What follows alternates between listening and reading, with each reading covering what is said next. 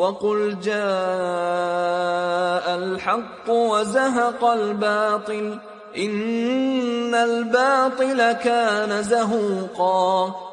قول د محمد ابن سیرین مفسرین ذکر کړي بدون سند و بدون ذکر المسند، او ما پس ځان ستړی که خو مسند داغه می پیدا اگر که تفاسیرو کې بعض راخسته. او قول د مفسر یو تابعی قول لرا تب تابعی صحابی قول لرا لا بودی د سند او د مسند نه. د ابن سیرین قول دا دوی پیش کوي چې هغه ته چاویل چې دلته یو قوم دی چې هغه قران کریم ووري فریوزی چغي وي ناغور توی چې فصل بیننا او بینهم دادې چې دا د یو دیوال په سر کې نه وای به ورته کسرا ولې چې سلولی ورته کا شعاری ک تلاوتی کته دیوال نه را پریوتو یی د کوئی په غاړه کې نه وای ک کوئی ته پریوتو نو خو صادق دی کې نه کاذب ته.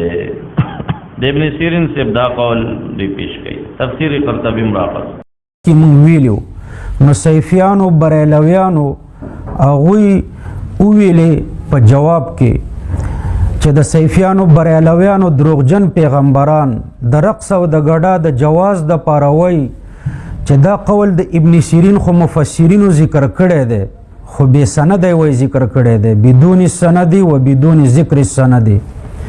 او سیفیان وی چې زمونږ د دروغجن پیغمبران وی چې مې د سند پسې ځان ستړی کړو خو مسند مې پیدا نه کړو. نو دوی ته خو دین داسې جاهلو مولیانو راوړی دی اکابرو لمنې پرېښې ده د جمهورو لمنې پرېښې ده. نو زه به باسنده درته په دریو سندونو ذکر کم. دا تلبیسی ابلیس دی او په دې کې عنوان لګولی دی تلبیس ابلیس علی الصوفیة فی الوجد.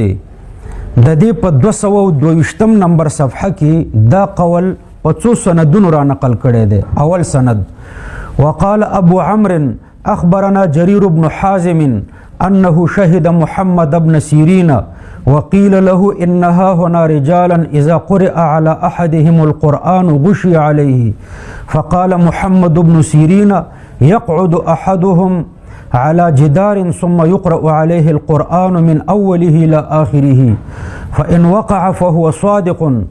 قال ابو عمرو وكان محمد بن سيرين يذهب الى ان هذا تصنع وليس بحق من قلوبهم. ګوره دلته با سند دا خبره ذکر شو په خپل سند سره ابن الجوزی رحمه الله د ابن سیرین پر خپل سند ذکر کوي.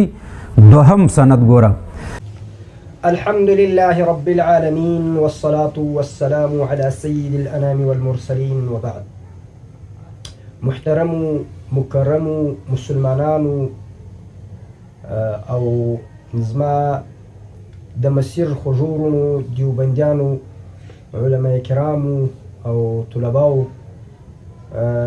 دغه یو موضوع چې مسله د رقص ده. مسله د رقص کې زه پر تمامه مسله باندې حالا بحث نه کوم چې رقص یا څنګه دی یا څنګه نه دی. او پر رقص باندې علامه ابن سیرین رحمه الله چې یو د کبارو تابعینو نه دی هغه په خپل زمانه کې او دا رقم صحابو په خپلو زمانو کې پر دا رقص باندې رد کړی دی. نو قبل در دې چې زه د هغه د رد خبره بیان کوم د دې خبرې ضرورت ولې پیښ سو چې زه د محمد ابن سیرین رحمه الله دغه قول پر دې بحث وکم. مخکې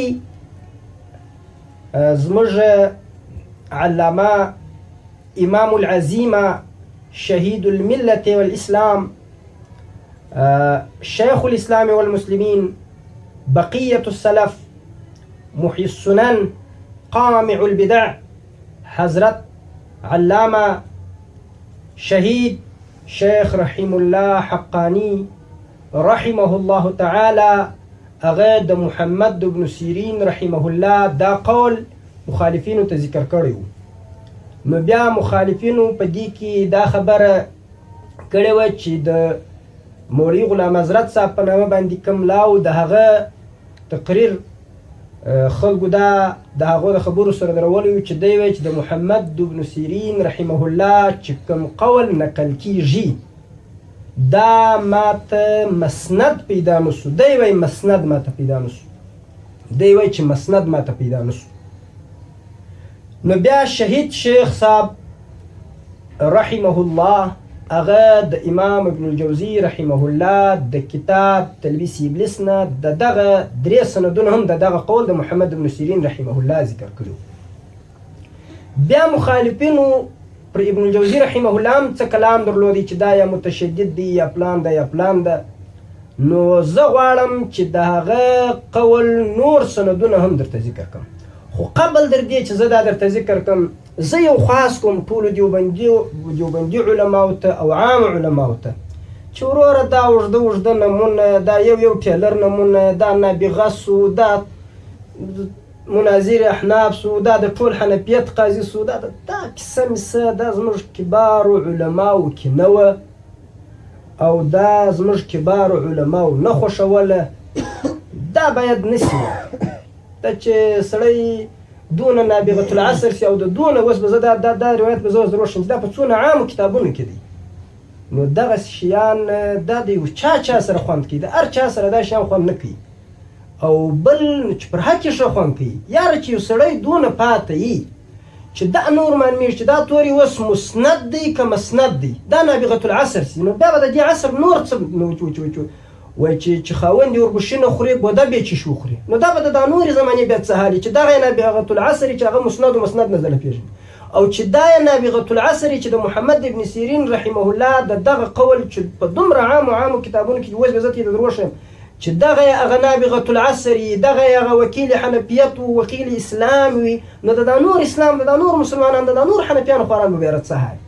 نو په دې سبب باندې دا التجا زه کوم د خپلو ملګرو سم. اوس یو سوال که څوک دا وکړي چې زما سره هم کله کله لیکلي وروره زما دې په ذات خدای قسم یې که دا زه لیکم یا زما خوښ وي زه فقط شمسولاک او سري لیکم، بس دغه زما خوښه. بقیه نور خلک چې لیکي زه ورته وایم چې وروره زما د نامه سره د دې شیانو ضرورت نشته، بس لکه د نور خلکو د هر یو چا د نامه سره باید دا شیان نشي ذکر. بهرحال زه راځم خپل مطلوب ته. مطلوب خبره باندې سر خلاص کې هغه دا دی چې ګورئ محمد ابن سیرین رحمه الله پر دغه واقعه باندې پر دغه خبره باندې چې ګورئ پر دا چا باندې قرات ویل کېږي دی را اوړي پر له غورځي بیا څه پکېږي پر دغه باندې ابن سیرین رحمه الله رد کړی دی. دغه خبره مولوي غلام حضرت صاحب دا خبره کوي چې دا ماته مسند نه دی پیدا سوی، دا تورې مسند نه دی مسند دی. وای ماته دا ما ډېر تلاش کړی دی ماته نه دی پیدا سوی، خو دا ماته دستي پیدا سوی. ولې دا په پټو کتابو کې نه دی چې سړی زه ډېر تلاش وکړم. نو دا معلومه ده چې ګوره دوی د ډېره تلاشه بعد هم شی نه کې پیدا، د دې د دې علم سره مطلق رابطه نشته. اوس به زه ته دروښیم یو دومره عام کتاب چې هغه هم د حدیثو دی، هم د اولیاو دی، هم د صوفیو دی، هم د تراجمو کتاب دی، د صوفیو د تراجمو. نو چې صوفي هم یې دی په حلیة الاولیاء نه خبر، بیا نابغة العصر هم ځین جوړ شي، بیا شیخ الاسلام والمسلمین هم ځین جوړ شي. دا خو ډېره د افسوس خبره ده، خو ډېره د درد خبره ده، ډېره د تکلیف خبره ده.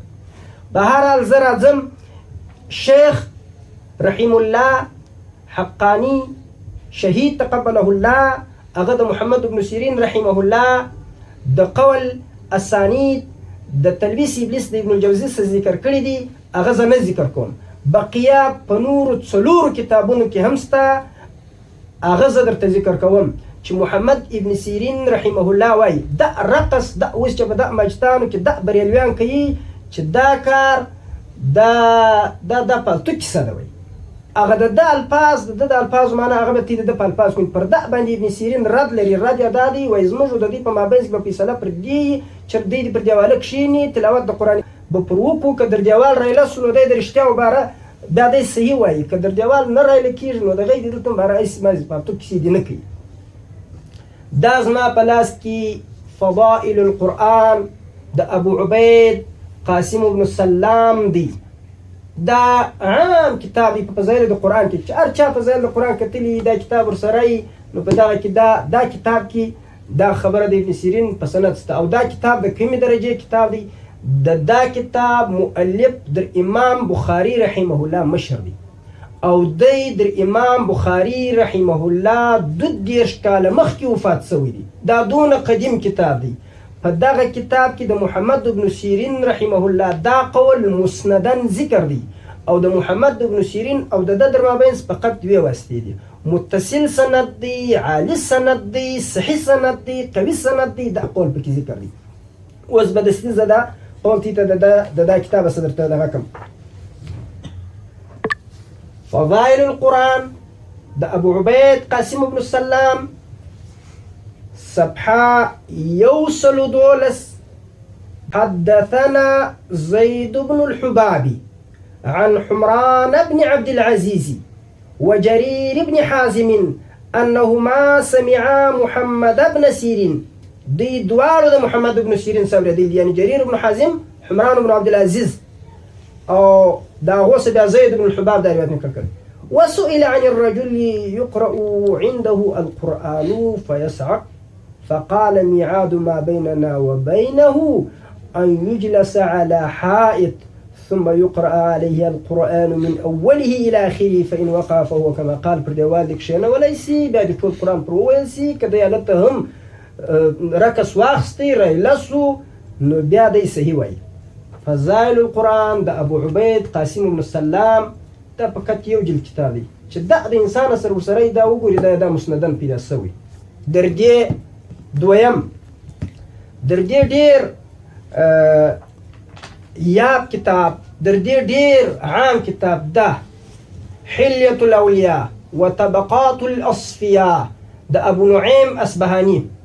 دا خو بیخي عام کتاب دی یعنی که سړی دا هم نه کتلی بیا هم هغه شیخ الاسلام والمسلمین نو دا خو ډیره د درد خبره ده. بیا په دغه کتاب کې د محمد ابن سیرین رحمه الله ترجمه چې راواړې په هغه کې د روایت سته مسندن په د حلیة الاولیاء کې ګورئ دا هم د صوفیو حالات ذکر کیږي تاریخ دا مسندن احادیث ذکر کوي او نو په دې کې تقریبا دا دویم جلد او صفحه 158 د دې تبي مطابق خدا چون چې صفحه نه وایي شدي بلکې دا وایي چې محمد ابن سیرین رحمه الله ترجمه چې سړی راواړي دا دی پکې.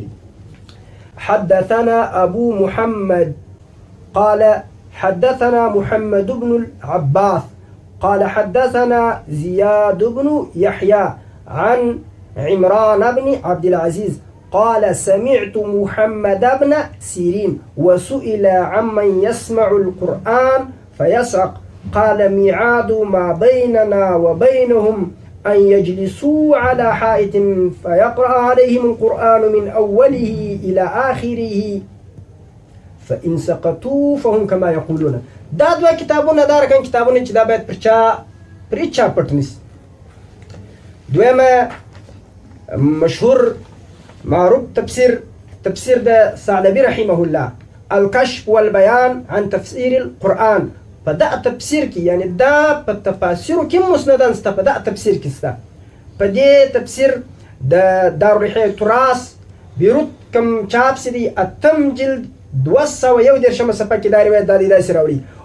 أخبرني الحسين بن محمد قال حدثنا أحمد بن جعفر قال حدثنا إبراهيم بن الحسين قال حدثنا أبو نعيم قال حدثنا حمدان بن عبد العزيز قال ذكر عند ابن سيرين الذين يصنعون إذا قرئ عليهم القرآن فقال بيننا وبينهم أن يقعد أحدهم على ظهر بيت باسطا رجليه ثم يقرأ عليها القرآن من أوله إلى آخره فإن رمى بنفسه فهو صادق.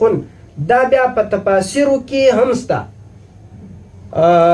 په تفسیر د علامه ثعلبي رحمه الله الكشف والبيان عن تفسير القرآن اتم جلد 211 صفحه. دا روایت د امام ابن الجوزي رحمه الله په یو بل کتاب القصاص والمذكرين نمیږي داغه په 311 صفحه باندې او رقم د روایت د کړي دی 109. أخبرنا ابن ناصر وسعدنا الخير قال أخبرنا ابن البتر قال أخبرنا أبو حفص قال أخبرنا أبو جعفر محمد بن يحيى قال حدثنا جدي عمر قال حدثنا أبو نعيم قال حدثنا حمران بن عبد العزيز. قال ذكر محمد بن سيرين الذين يصعقون إذا قرئ عليهم القرآن فقال بيننا وبينهم أن يأخذ أحدهم. دا يبل سند دي خدا بیا چون کې دا کتابونه لکه دا کتاب القصاص والمذكرين او یا الكشف والبيان دا څه وروسته دي. اما فضائل القرآن د ابو عبید او دا رقم حلیة الاولیاء د ابو نعیم دا هم مخکې دي او هم ښه کتابونه دي. نو په دغه ټولو کې د دې سند صحیح سند قوي سند عادي سند دا موجود دي. نو دا هغه یوه خبره ده چې د شیخ صاحب حقانی تقبله الله په تایید کې ده او دا اسانید د دې سته. خو په دغه فضائل القرآن د ابو عبید قاسم بن سلام کې چې کوم دغه بعد دا باید ټول وکتل چې په دې کې یوه بله هم ډېره نادره خبره سته. هغه دا ده چې دا کار دا په قرآن په دغه کې دا صعق او دا بیرانېدل او دا کیسې کول دا د خوارجو علامه ده. هغه هم دلته مسندان د انس رضی الله عنه ذکر کړي دي. هغه بیا دا دی حدثنا زید بن الحباب عن حبيب العبدي عن قتادة عن أنس بن مالك أنه سئل عن القوم يقرأ عليهم القرآن فيصعقون فقال ذلك فعل الخوارج. دا د خوارجو کار دی. دا هغه یوصل 12 صفحه فضائل القرآن د انس رضی الله عنه. ګوره صحابو تابعینو کبارو او شو خلکو هغه دې کار ته دا د خوارجو کار ویلی دی او دغه کار یو د دین څخه مخالف کار بدعت بللی دی. نو دا یې سندونه دي. الله رب العالمین دی موږ ته دا توفیق راکړي چې هر شی په سند وغواړو، په صحیح سند یې وغواړو چې په صحیح سند ثابت سي بیا نو وهم منو. او الله پاک جل جلاله دې موږ ته پر هغه دین باندې هغه دین دې زموږ الله تعالی په نصیب کې او موږ دې پر هغه دین الله موږ ته د عمل کولو توفیق راکړي چې هغه موږ سلف وي. دا چې د ځانه خلکو سره جوړ کړي بس د ځانه وغورځېږه د دې صحیح ملایده دین جوړ کړي. الله دې د دې څخه موږ ته پناه راکړي. الله دې د دې بدعات او د دې بدعو څخه موږ ته پناه راکړي. سبحان ربک رب العزة عما یصفون وسلام علی المرسلین والحمد لله.